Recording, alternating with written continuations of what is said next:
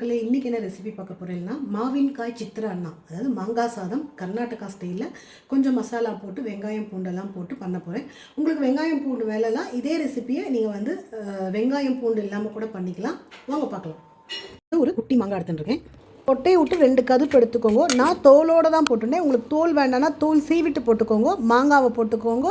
கருவேப்பிலை, பச்சை மிளகா, தேங்காய், 2 பூண்டு, ஜீரகம், வேணால் இஞ்சி போட்டுக்கலாம். எனக்கு இஞ்சி பிடிக்காது. அதை அரைக்கும் போது கரண்ட்டு போயிடுத்து அம்மியில் அரைச்சேன். ஒரு கடாயில் வந்து எண்ணெய் விட்டு கடுகு, கடலைப்பருப்பு, உளுத்தம்பருப்பு, ஜீரகம், 2 வரமிளகா, ஒரு காஷ்மீர் சில்லி, கருவேப்பிலை, பெருங்காயம் போட்டு வதக்கிட்டு கடலக்காயும் போட்டு வதக்கிக்கோங்க. அதுக்கப்புறம் கொஞ்சம் மஞ்சப்பொடி போட்டு மிக்ஸ் பண்ணிக்கோங்க. ஒரு வெங்காயம் உங்களுக்கு வேணுங்கிற அளவுக்கு வெங்காயத்தை மெலிசாக நறுக்கி வதக்கிட்டு உப்பு போட்டுக்கோங்க. இந்த அரைச்ச விழுத போடுங்க. 2 மினிட்ஸ் மூடி வைங்க.